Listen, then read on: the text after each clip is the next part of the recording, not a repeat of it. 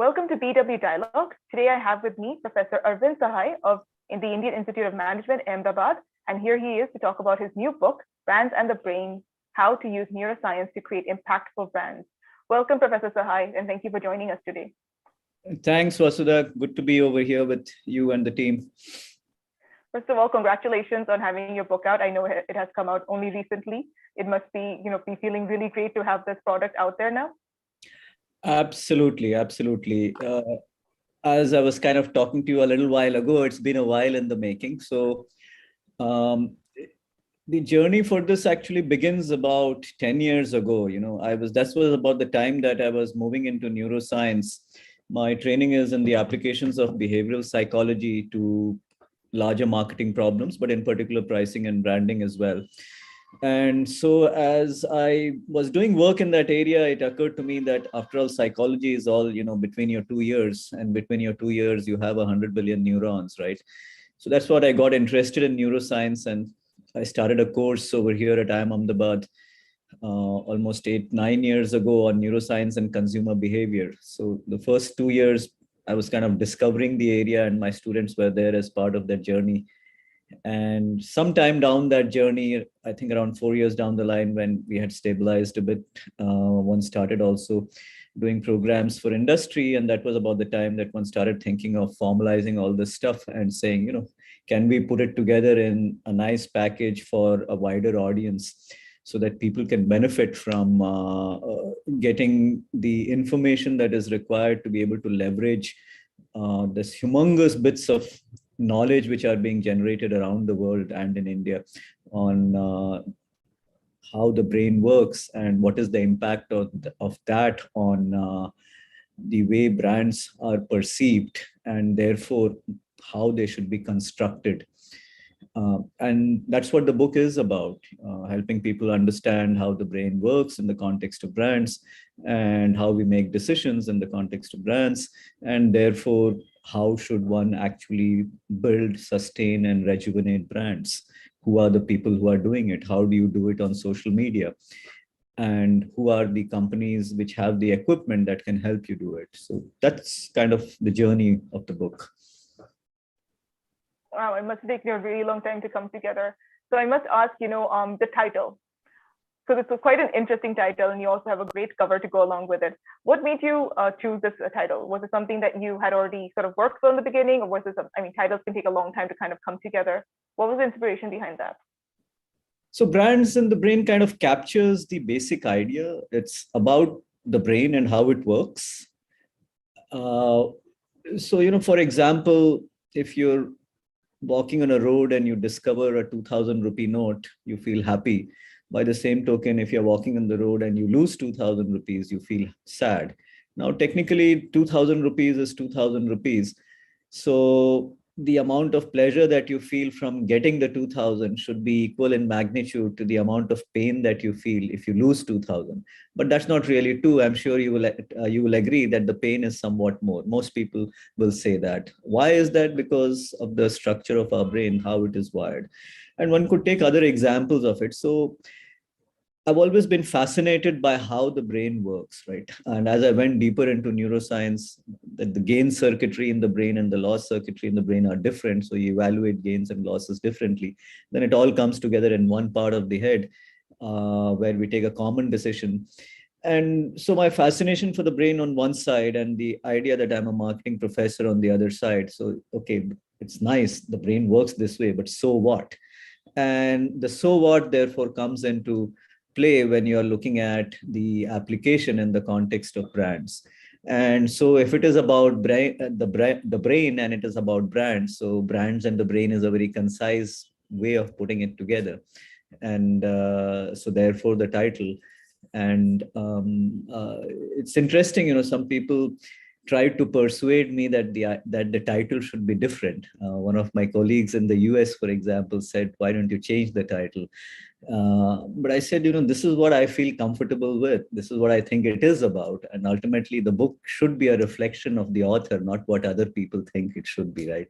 So I went with Brands and the Brain. My publishers were happy with the title. I think they were excited with the title as well. And so let's see how it goes. The book was, I think, formally launched only a couple of days ago, I think. April 4th, I think, is what Penguin told me, even though it's been available for a couple of weeks before that for pre-order on Amazon. But the formal launch was only, I think, 1 or 2 days ago. All right. I mean, I would love to hear some of the other ideas people throw around, but I know that names, of course, it has to be something that you connect with. And if this is something that you feel strongly about, I think it represents the book perfectly.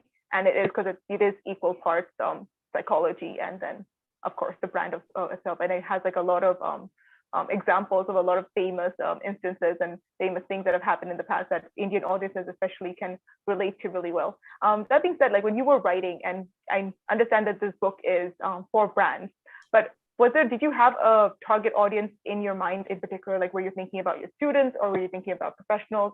Like when you were writing this book? I was thinking of a whole bunch of people. So here's the paradox. On one hand, I was thinking of the students who want to learn about brands and how the brain works and who are interested in neuroscience. I was looking at brand marketers and CEOs. I was also looking at the smart business person who wants to learn more about brands and about neuroscience, because neuroscience is an area which is coming up really well now, and a lot of people want to understand how it works and what are the applications. So there's a whole bunch of people out there. On the other side, it was simply an area of interest for me that I was kind of fascinated by. And that fascination has now led to us having a behavioral science lab here at IIM Ahmedabad, where we actually do research, put electrodes on the heads of people to figure out what's happening inside their head as they look at stimuli. So the combination of this fascination with the area, along with the idea that these bits of information, insights should be available to people in a packaged form that is easier to absorb, ultimately brought it all together. And if I were to kind of talk about how I have tried to put it as a book, so the readership, in a sense, my senses will get defined by the way that it is presented in the book. Now, there are books which use neuroscience in a very technical way.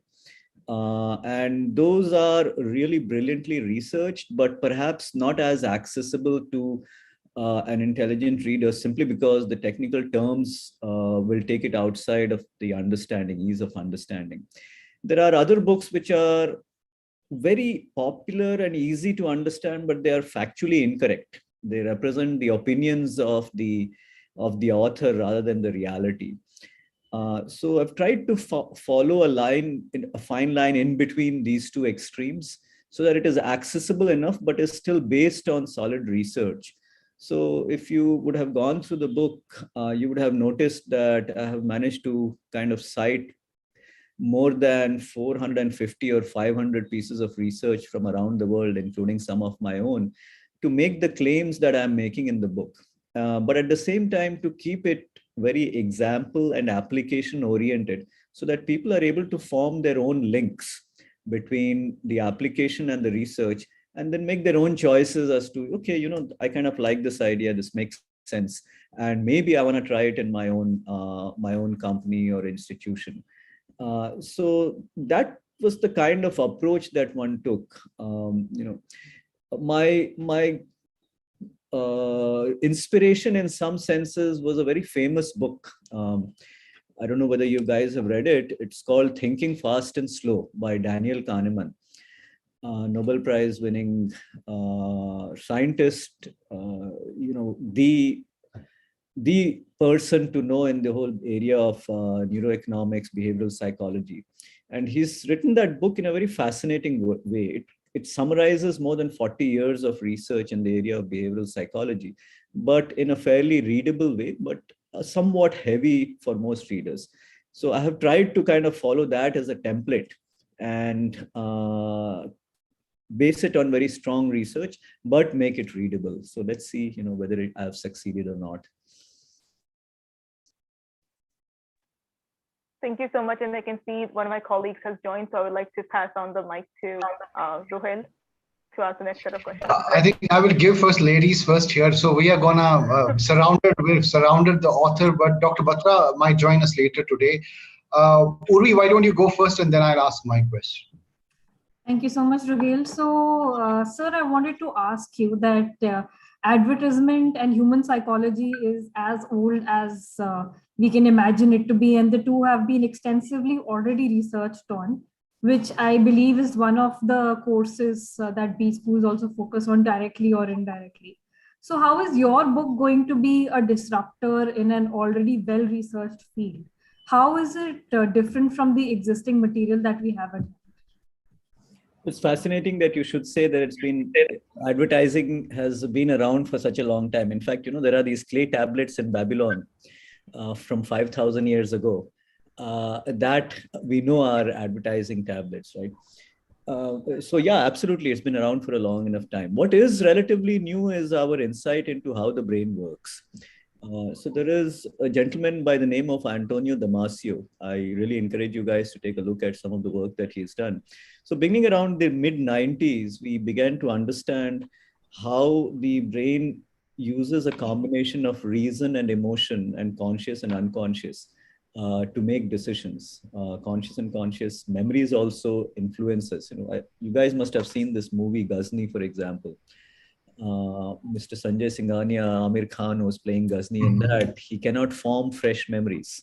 And yet, if you were to go and shake his hand and you poked him in the hand while you shook his hand, right? He would not remember that you had poked his hand. But if you came back about an hour later and you tried to shake his hand again, he would be very reluctant to shake your hand. Why? Because his unconscious mind remembers that you had poked his hand. So beginning around the mid-90s, we began to understand that decision-making in the brain is a combination of conscious, unconscious, reason, and emotion. Something that we had not really paid any attention to earlier in a formal, research-oriented and very factual way. Then we also began to understand that the brain, for example, has these principles that it uses to function. The idea that it is an energy conserver, the idea that it looks for patterns. Sometimes it will see patterns that are not there. I'm a stock market investor. If I'm not a very well-trained investor and I've bought a stock and it's gone up for 2 or 3 days, I will automatically unconsciously expect it to go up the 4th day. It's a pattern that's just formed in my mind. I'm not even conscious of it. So there are these brain operating principles on the basis of which the brain kind of functions. And then you have this combination of reason and emotion, conscious and unconscious. And you bring these together with the memories that you have, and suddenly you have a working model of how the brain sees things and takes decisions in the context for our purposes of the brand. So I think that's the part that's not relatively, I think. I can't think of any other book that has focused on this dimension. So to me, that's the new part. And hopefully there are people around who will like that focus and are willing to buy the book and read it. And equally importantly, if they do buy it and read it, to please send me some feedback about what they liked and what they didn't like. So in recent times, what do you think are the common errors that companies are making when it comes to advertisements? Because the target audience is also changing. How Gen Z is shopping might be very different from those 40 years henceforth. So what are the common mistakes that brands are doing now, and what should they completely avoid? You would be aware that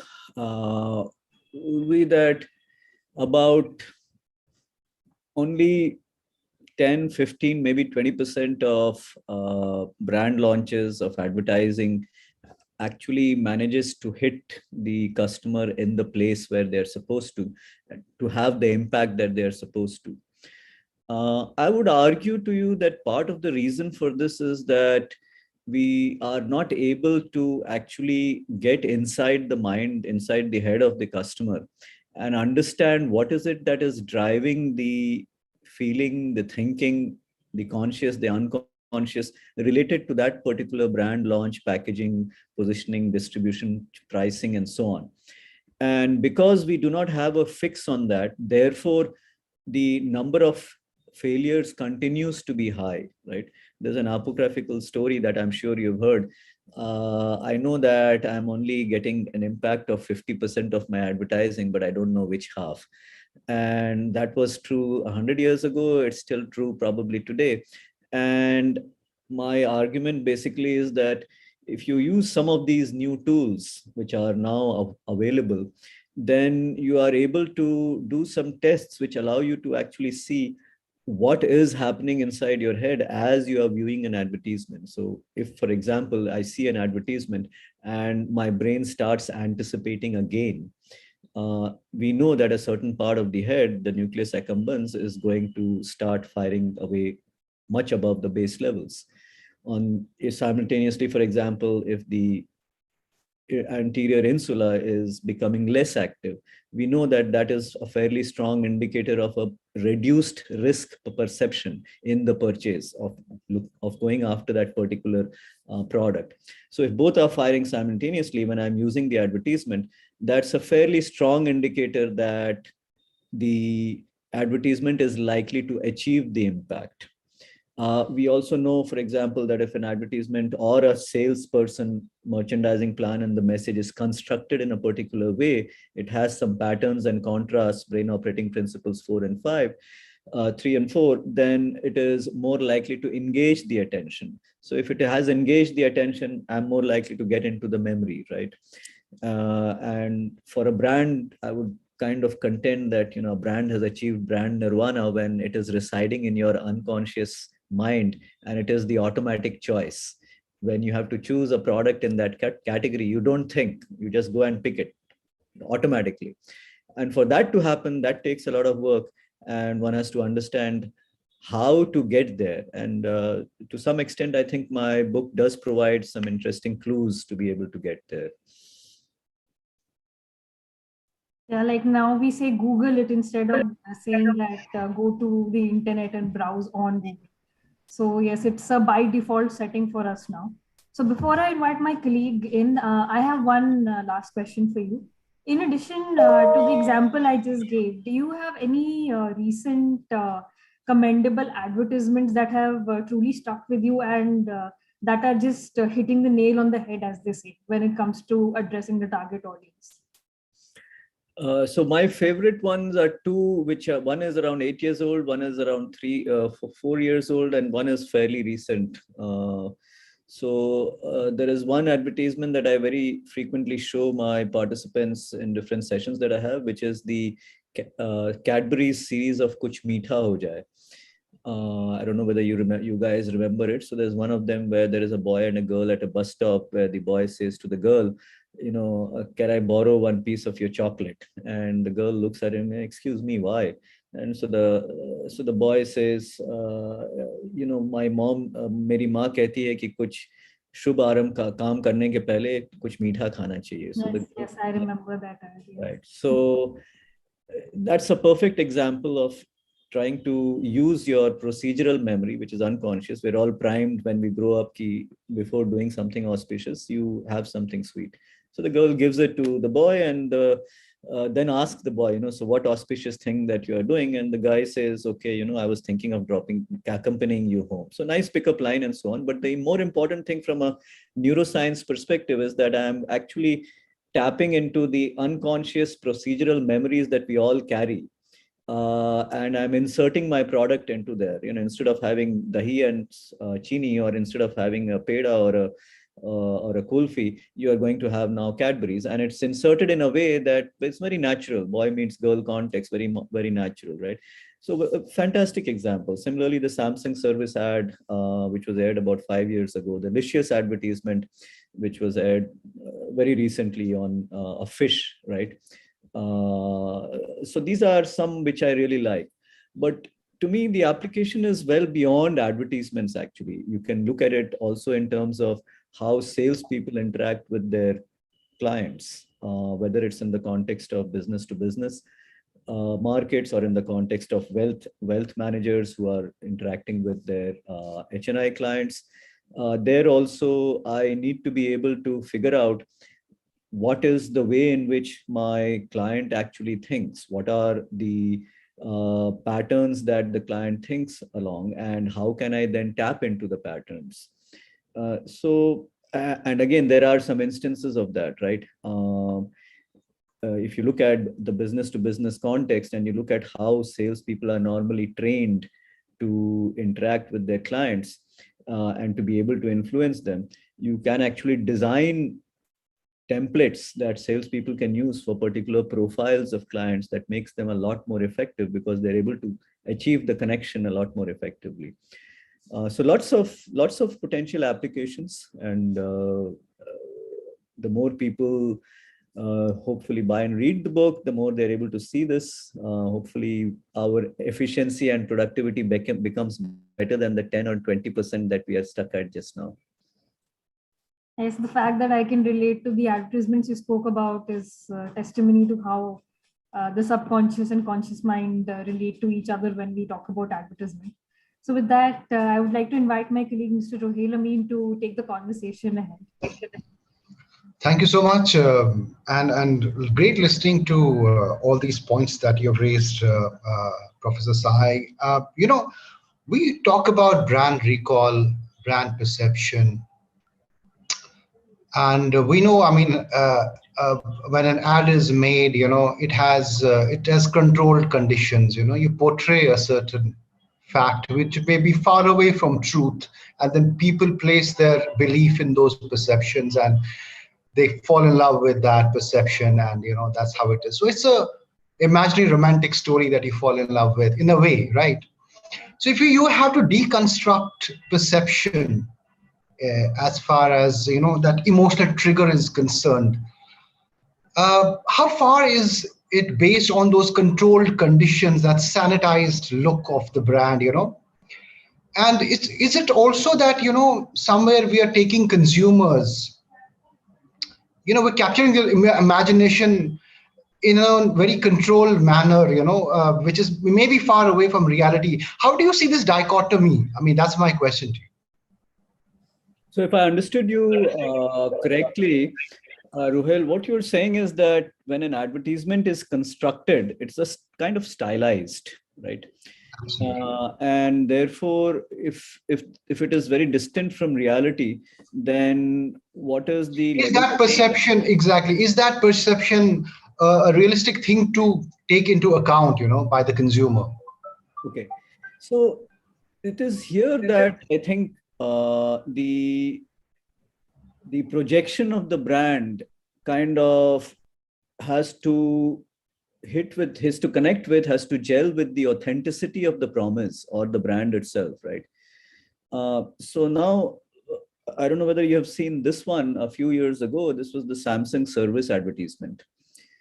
Now, the Samsung service advertisement has a very interesting premise. There is this service chap who is going to do a service for a television, and he's crossing mountain streams and a blocked road with a fallen tree and sheep on the road. And he gets to the place where he has to service the television. And there is this blind girl that is waiting to get the television repaired. And when the door opens and he sees the blind girl, he's also surprised, and and as a viewer, I'm also surprised. Then he goes in and repairs the TV, and then more blind people come to, in quotes, watch a program. So this is not only stylized, it's kind of extreme. It's unreal almost, right?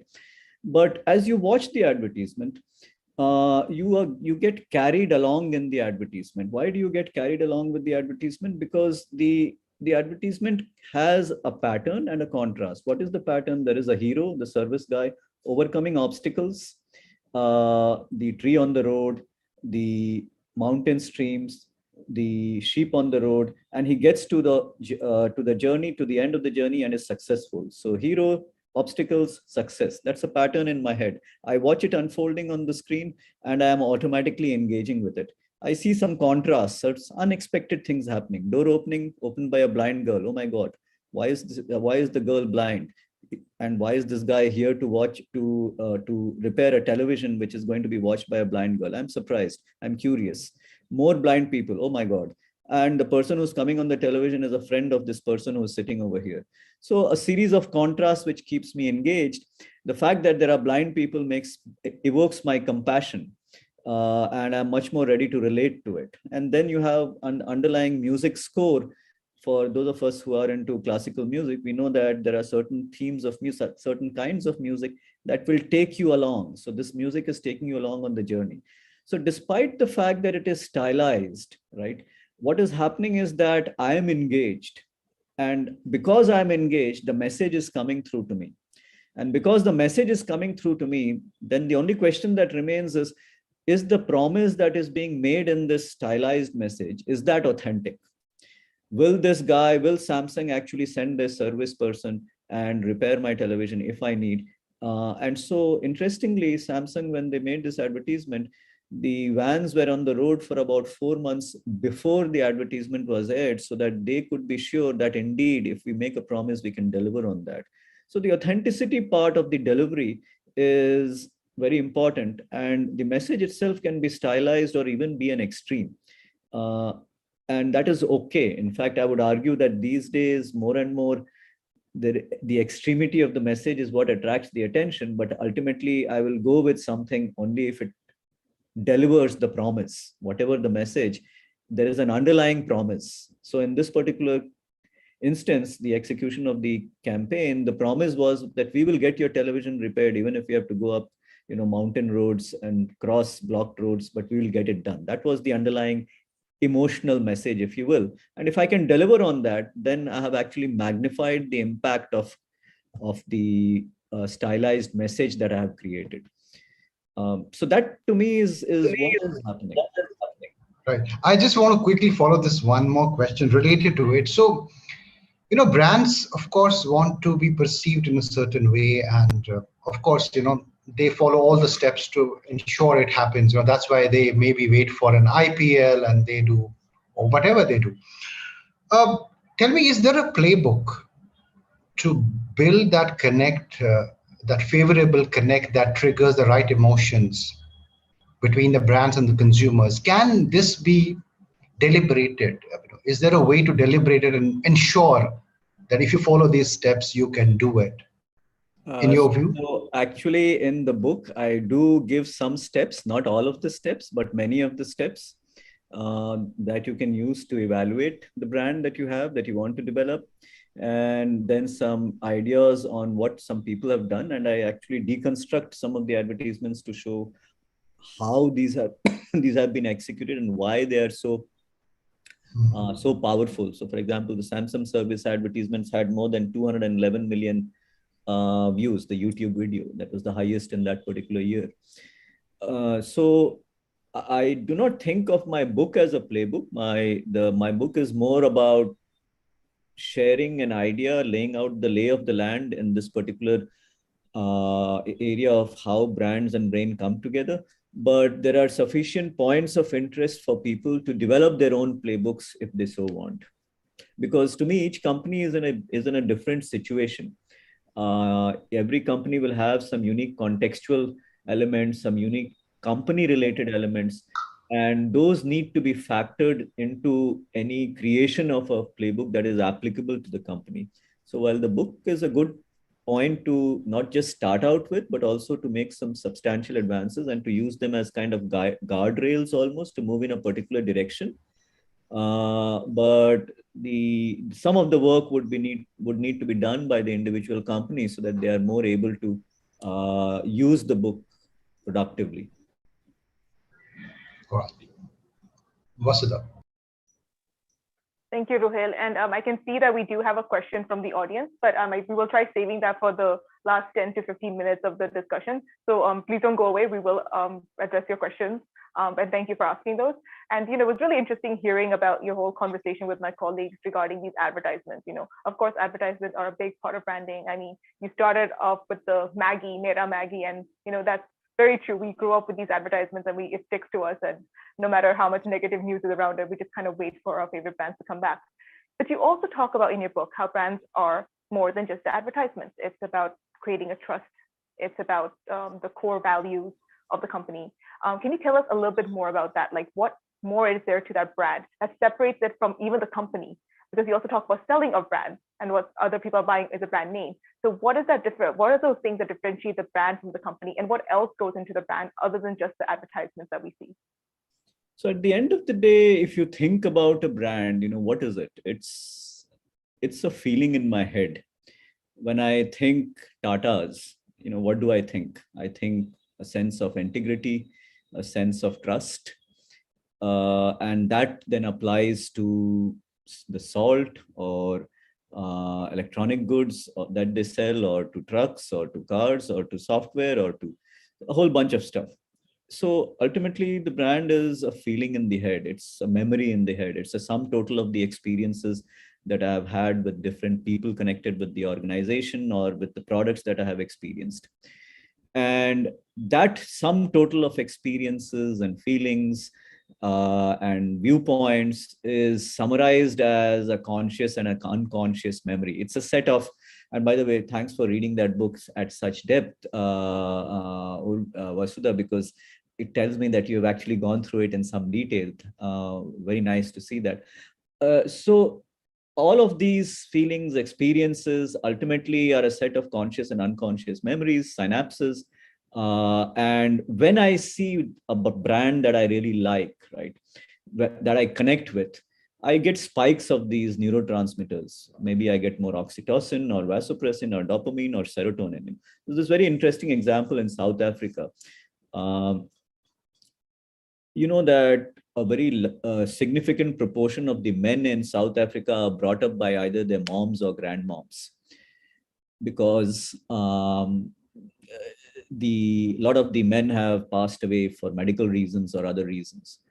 And so when the boy is growing up, right, and is passing through puberty, and they have to go through figuring out how to get rid of your facial hair and hair coming out, and the moms or the grandmoms kind of helping with that process, which would normally have been done by the dad. So Gillette ran this interesting campaign on the National Day in South Africa, that this is how Gillette contributes in the process of bringing up the men in this country. And they did it on Women's Day, right? This is how the women of the country are raising the men of the country, and Gillette is contributing in the process. So Gillette was just a side note in the story. But because this was such a powerful emotional theme, it was actually picked up by the president of the country for the first time in the history of the country. The president talked about a campaign by a private sector company that, yes, indeed, this reflects the reality of the country, and Gillette has done a good job in acknowledging it. So when you talk about brands, right, it is therefore the sum total of these experiences and how real it is to me. How does it connect to me as an individual, as a group, as a family, and so on. And therefore, how can one become a part of the lives of the people, ultimately at the highest level of the brand, when supposedly you are in a relationship with the brand, for a person of my generation, it's difficult to visualize being in a relationship with a brand, but these days people do have relationships with the brand. At that level, the presence of the brand actually triggers neurotransmitters in my head, which makes me feel good. And that is the brand nirvana that one wants to aspire to, right? I guess, right?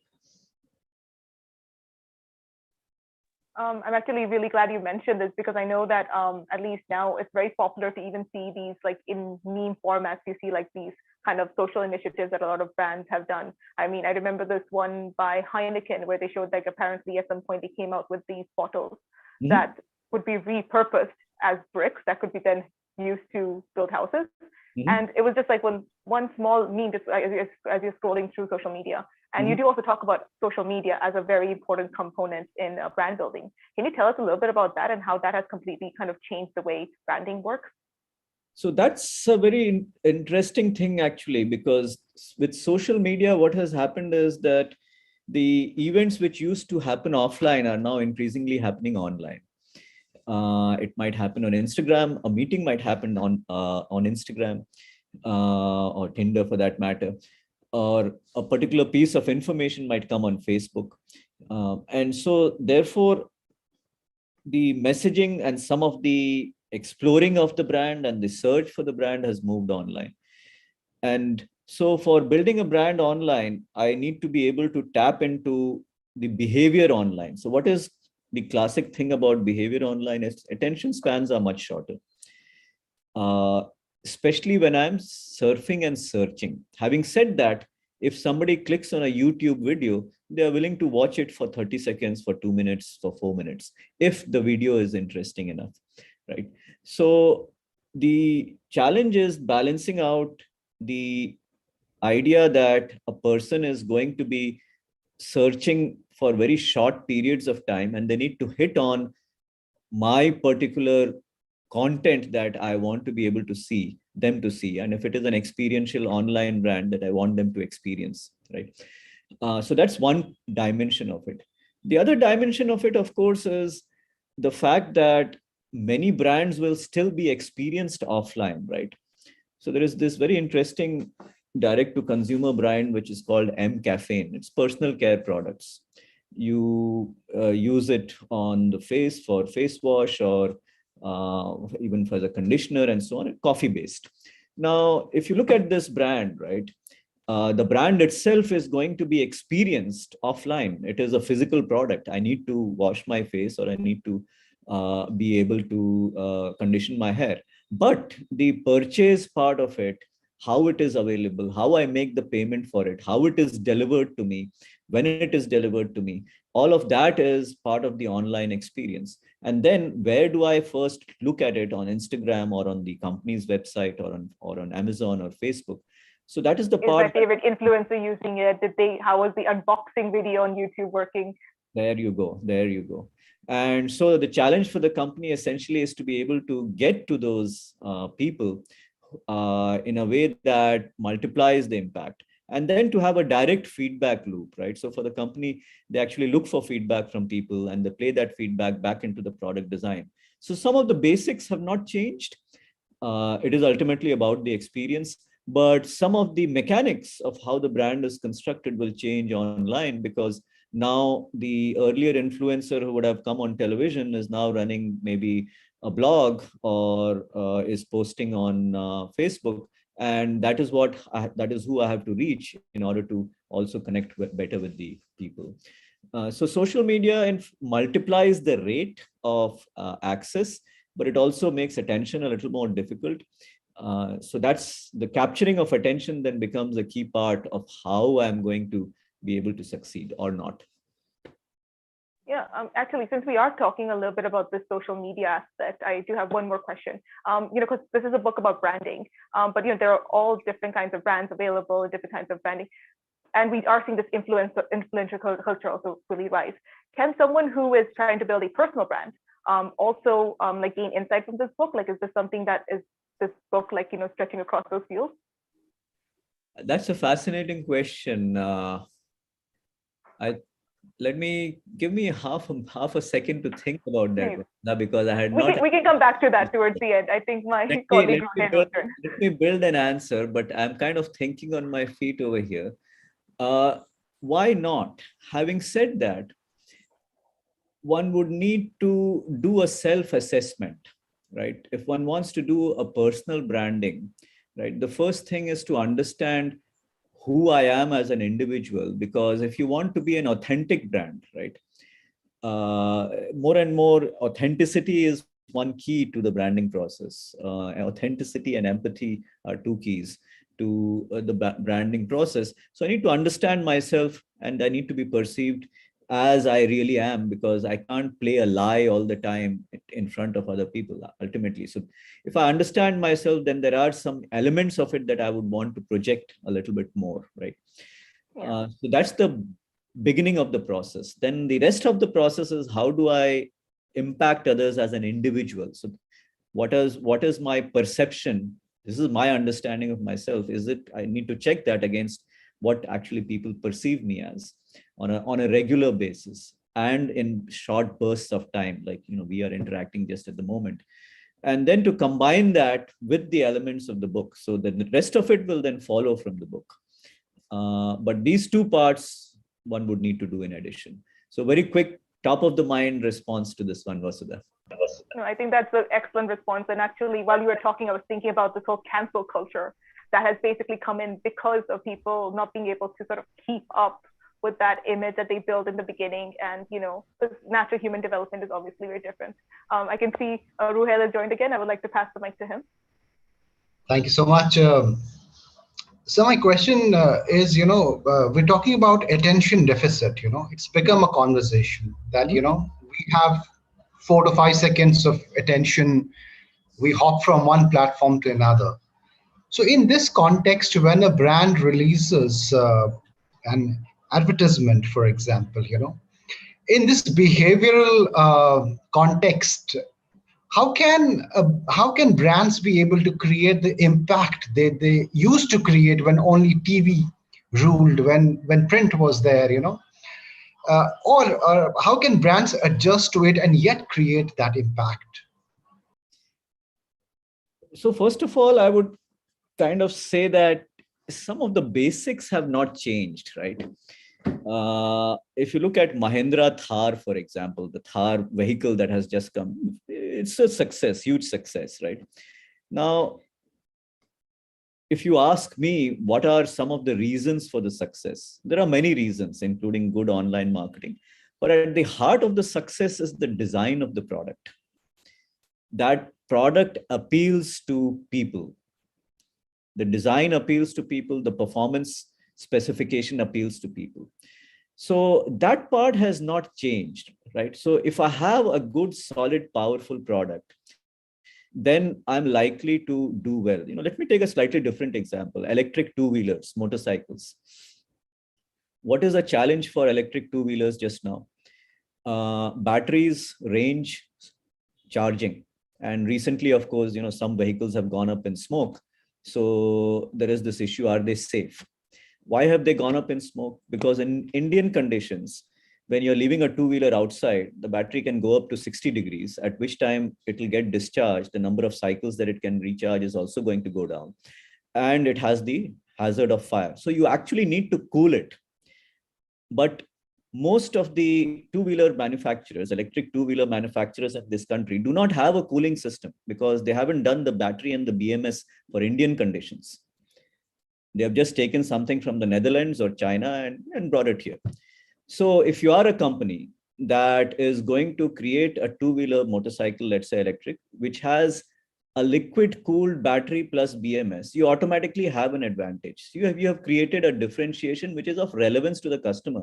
The customer who's buying is concerned, oh my God, what the heck? Am I going to buy a two-wheeler that's going to go up in flames? No, heck no. So automatically I have a message now that is of relevance. So without that, I'm not even in the game. And unfortunately, for the most part, a lot of product launches do not have a substantial enough sense of differentiation. So I'm going to make the assumption that I do have a substantial enough sense of level of differentiation, which is relevant to the customer. Now, if I have that, then for my target segment that is interested in buying a two-wheeler, and let's say they want to buy a Pulsar or an Apache, right? So I'm looking for a certain design. It should look and feel like a performance bike. It should perform like a bike in that category, acceleration and so on. And then, of course, my challenge is to reduce the anxiety about range, about catching fire, about number of recharges, charging, and so on. So for my target audience, which is the 22 to 35-year-old male, for example, for my target audience, therefore, I have a product that is likely to attract attention, and I need to find the platforms where they are going to be found. So in earlier times, I would have advertised on television, and I would have advertised on a sports channel, or I would have advertised on a particular movie channel where these people were there, the 22 to 35-year-old was there. Today, I will put up my message on Instagram, on particular groups on Facebook, where these guys are likely to be, where I know that they are already present. So the form has shifted. To the guy who is now ready to buy the performance bike, or he is ready to switch to the next bike, I need to then have a message which is relevant to him. Hey, check me out. Why should you check me out? My bike has a liquid cooled battery battery and BMS. No other guy has it. Why do I have it? Because, I want you to be safe. Will that message appeal to the person? I would argue to you, absolutely. If I'm a 25-year-old environmentally conscious person who wants to buy an electric motorcycle, but is scared of this business of range, of battery catching fire, this is going to be the bike for me. Sir, I want to also understand, why should people read this book according to you? Somebody would want to read this book because they want to, become better informed about how brands are developed and how we think about brands. Why are brands so important these days, and why will they become more important going forward? B, if I'm a brand marketer and I want to enhance my hit rate, so that would be a good reason to use the book. C, if I simply want to understand how do humans make decisions in the context of brands, and even in larger contexts of decision making per se, how does my brain work? Why do I do some things that I do? Sometimes we make decisions and we do not necessarily understand why I have made those decisions. So actually, if even for that limited objective, I think there is something on offer for those people who just want to understand that dimension. So I think those are the three reasons why people should want to read the book. A, I want to become a better brand marketer. B, I want to understand what is it that will help me connect the dots between brands and the brain. And C, if I simply want to understand how my brain works, how does it influence my decision making, not just in the context of brands, but more generally. So those are the three major audiences, I think, for the brain, for the book. Sure. Vasudha. You've just mentioned the audience for this book, but I think we also have some questions from the audience. So I just want to kind of refer to those. So Nimesh Narshana is asking, understanding of neuroplasticity and neurosculpting can be very helpful to people in overcoming depression and excelling in their respective domains. Will this book help people in general? I think this is referring to the neuroscience part of your book. I don't think that's the purpose of the book, but I will allow you to answer this. So Nimish, if you want to understand how the brain works, it will definitely help you travel some distance in that direction. But I would not suggest that this is a book that will help you to manage neuroplasticity to overcome depression, not at all. But definitely, to the extent that you're interested in understanding how the brain works, why we do some things that we do, there is a contribution in that direction. Thank you. I hope that answers your question. We also have another question from Audesh Kumar, and he's asking, first of all, he says, sir, it's a very fascinating and meaty book for marketers. And he's asking, how is it relevant to a common salesman?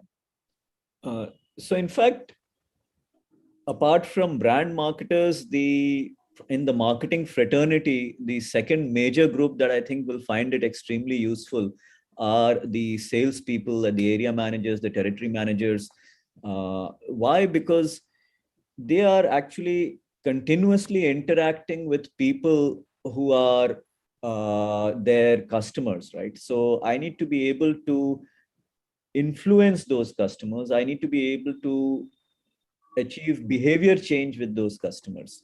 And I can do that more effectively if I understand what is it that is happening in their minds, if I'm able to profile their minds, and then I can use my messaging to more effectively, to more efficiently influence the relevant parts, which then elicits the behavior that I'm looking at.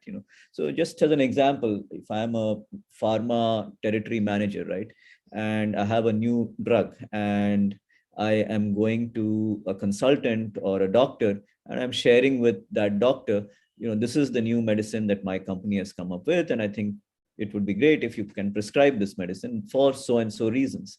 Now, consultants come in all varieties, in all kinds of profiles. There are some consultants who are fairly willing to try new medicines. Others are fairly conservative.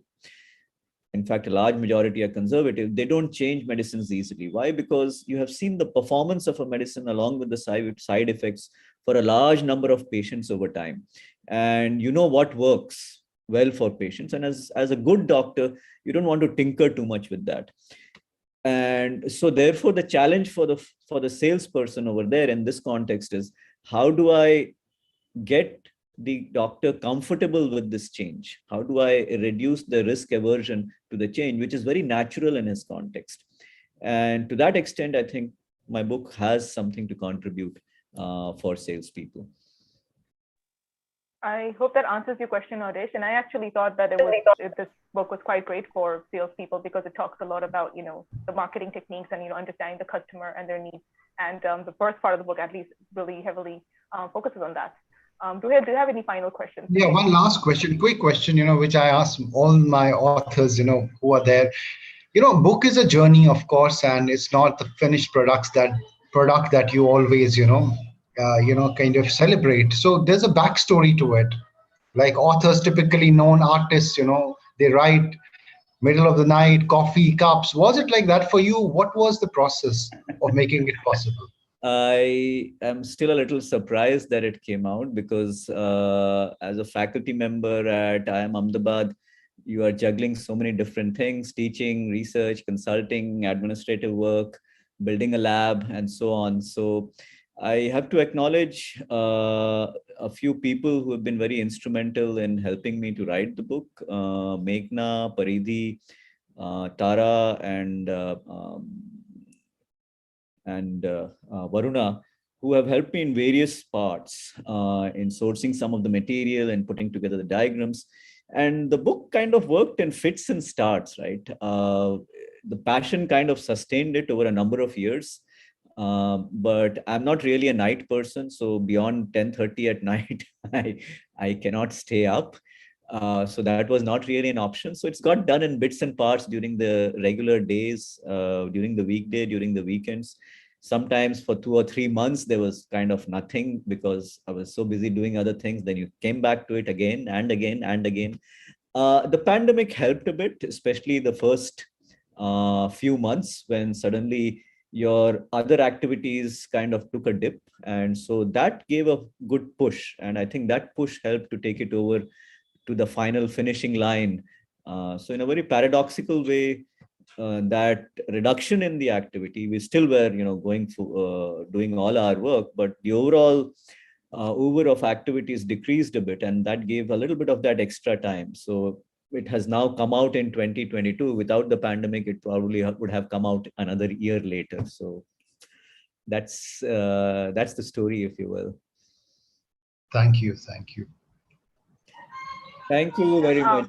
Actually, I also have one final question that I also like to ask all the authors who come on our channel.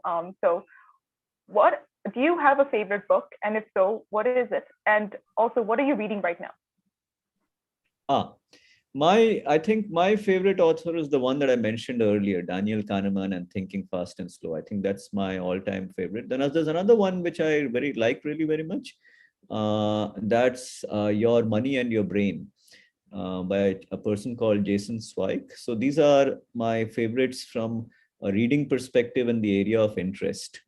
Other than that, I do read books on economics and the global financial system, which is an area of interest. So books by Mr. Raghuram Rajan have been a favorite. For Fault Lines, something like Nudge from Richard Thaler, or the gentleman at New York University, Nicholas Nassim Taleb, The Long Tail, and so on. So I get fascinated by those books. Then there are books by historians. There is this very nice chap in Harvard who writes on money. I'm forgetting his name just now. At my age, names are becoming more and more difficult to remember. But he writes very nicely on money, the history of the Rothschilds, how they made their fortune, and how the nature of money changed from coins to paper to digital forms, what is the impact on economies, and so on. So those are some of my favorites. At one point in time, I was also very much into fiction, but that was a very long time ago. looking at you, Vasudha, I'm guessing you are no more than, I don't know, 20, 25 at the most. The books that I read were published in the 50s and 60s, science fiction.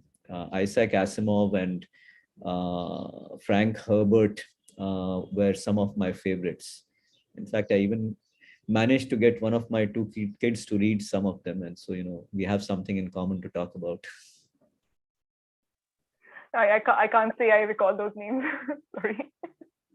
But the other ones, mentioning Daniel Kahneman, that sounds really great. And thank you so much for sharing that with us. Is there any final comments you would like to make before we close? Just thank you for taking the time to do this talk with me. I really appreciate it, and appreciate the fact that you've gone through the book carefully. So we were able to have a conversation that I really enjoyed, and the level of the conversation was something that I really liked. So thank you very much. And thank you so much for joining us today. And thank you to our audience for joining in and asking your questions. If you would like to rewatch this, it's available on YouTube, LinkedIn, Facebook, all your social media websites, and of course, BW Businessworld website as well. And you can find Professor Sahai's book in any bookshop near you. Like he mentioned, it's already out as of April 4th, was it? But it's been available for a few weeks. And also, of course, online, our big retailers always house all our favorite books. Thank you so much for joining us today. And I hope you have a great evening. Thanks, Vasudha. Thanks, Roel. Thank you so much. Thank you, Urvi.